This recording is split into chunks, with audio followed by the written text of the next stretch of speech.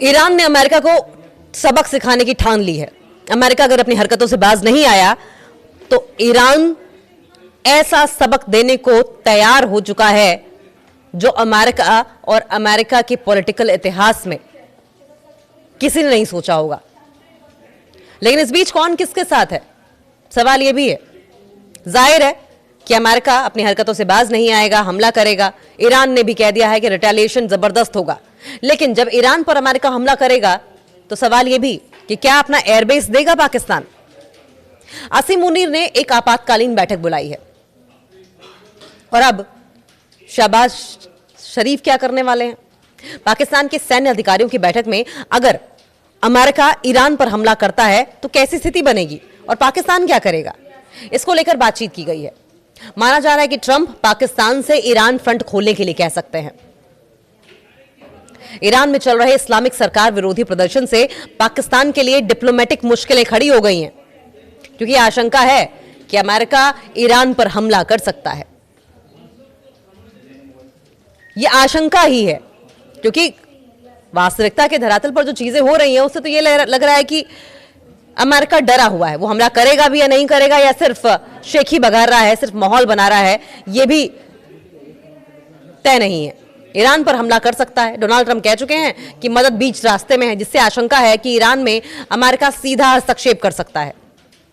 और इस बीच पाकिस्तान में उलझने इस बात को लेकर बढ़ गई हैं, उलझन इस बात को लेकर है कि वो ईरान की इस्लामिक सरकार के साथ खड़ा हो या फिर डोनाल्ड ट्रंप के साथ खड़ा हो। पाकिस्तान ने कुछ महीनों से डोनाल्ड ट्रंप की इतनी तेल मालिश कर ली है कि अब वो अमेरिका की मदद करने से पीछे नहीं हट सकता।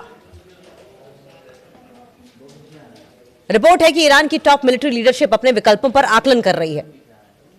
रिपोर्ट यह भी है कि डोनाल्ड ट्रंप युद्ध की स्थिति में पाकिस्तान की सेना पर मदद देने का प्रेशर बना सकते हैं। यह प्रेशर पाकिस्तान लेगा या नहीं लेगा, यह तो आने वाला समय बताएगा। और आसिम मुनीर की लगातार जो बैठकें चल रही हैं, इन बैठकों के दौर के खत्म होते ही सामने आ जाएगा। नेटवर्क 18 ने सीनियर सिक्योरिटी सोर्सेस के हवाले से यह जानकारी दी है कि पाकिस्तान के फील्ड मार्शल और आर्मी चीफ आसिम मुनीर ने देश के टॉप सिक्योरिटी ऑफिसर्स की एक इमरजेंसी बैठक बुलाई है ताकि मौजूदा संकट की एनालिसिस किया जा सके, समीक्षा की जा सके। रिपोर्ट के मुताबिक इस हाई लेवल मीटिंग में आईएसआई चीफ और national security advisor general Asim Malik, दक्षिणी commander lieutenant general Rahat Naseem, military intelligence के डायरेक्टर जनरल, सीओएस के chief of general staff, ISI के डायरेक्टर जनरल एनालिसिस और दूसरे सीनियर जनरलों ने हिस्सा भी लिया था। ईरान को लेकर पाकिस्तान में उच्च स्तरीय बैठक हो रही है। देखिए, सूत्रों के हवाले से जानकारी यह मिली है कि इस बैठक में अगर अमेरिका ईरान पर हमला करता है तो स्थिति कैसी रहेगी, इस पर बातचीत की गई।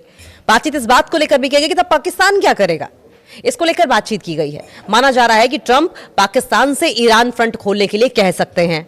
और इसके अलावा अगर ईरान में हालात हद से ज्यादा बिगड़ते हैं तो पाकिस्तान में शरणार्थियों का आना शुरू हो सकता है।